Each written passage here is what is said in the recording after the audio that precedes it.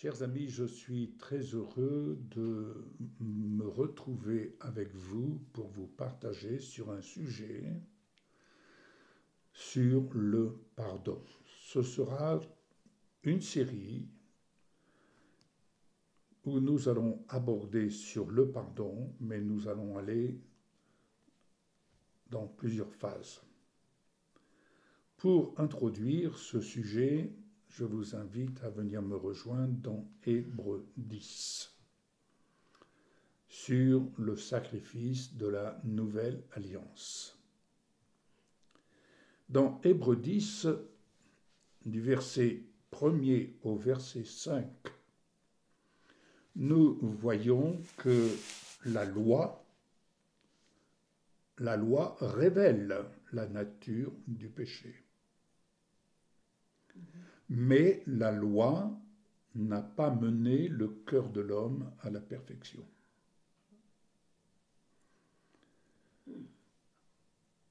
Et la répétition des sacrifices qui ont été offerts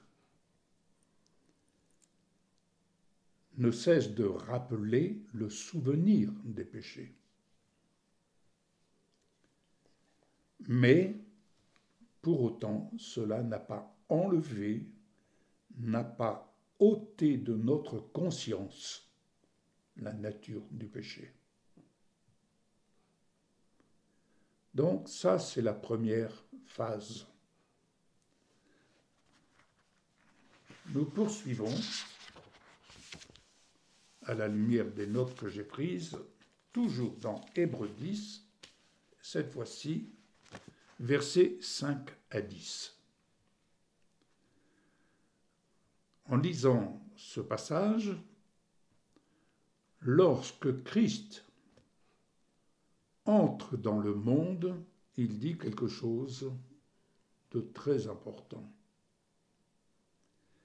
Il dit, « Père, tu n'as voulu ni sacrifice, ni offrande. » Autrement dit, rien de ce qui a été offert dans l'Ancien Testament n'a pu satisfaire le cœur du Père, tout simplement parce que le cœur de l'homme n'a pas pour autant et n'est pas pour autant parvenu à la perfection.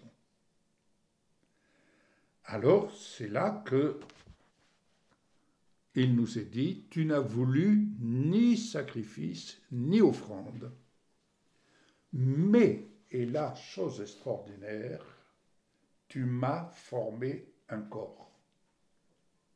Certains y voient ici le corps, l'Église et autres. Le Seigneur Jésus parle de son corps.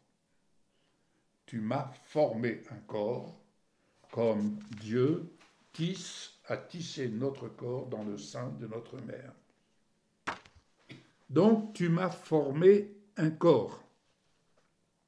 Et il répète, tu n'as accepté ni sacrifice, ni holocauste. Alors j'ai dit, me voici, je viens pour faire ta volonté. Ça, c'est Jésus qui parle.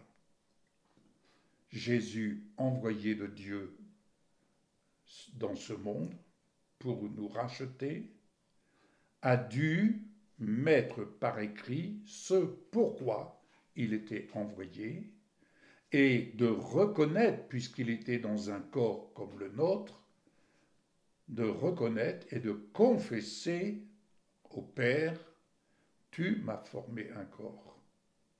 J'ai dit, me voici, je viens pour faire ta volonté. N'oublions pas qu'il a été tenté, comme nous le sommes, en toutes choses.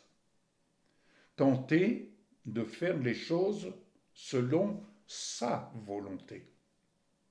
Mais ici, il confesse, voici, je viens pour faire ta volonté. En raison de cette volonté que Jésus a accomplie en notre faveur, à notre place, Nous avons été, chose extraordinaire, nous avons été rendus saints.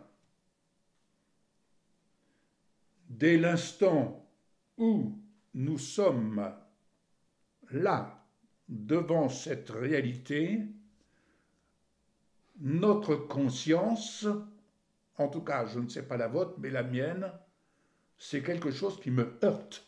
Je me heurte contre cette réalité céleste en raison de cette volonté que Jésus a donc accomplie à ma place, à votre place.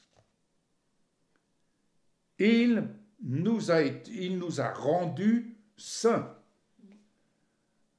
Vous êtes rendus saints par le fait que Jésus a accompli la volonté de Dieu en disant « Me voici, je viens pour faire ta volonté ».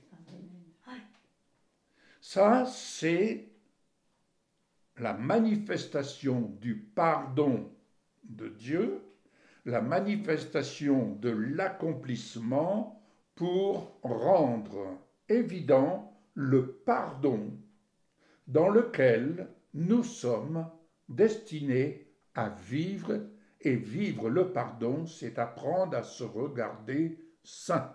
Et là, il y a dualité en nous. Il y a dualité en nous.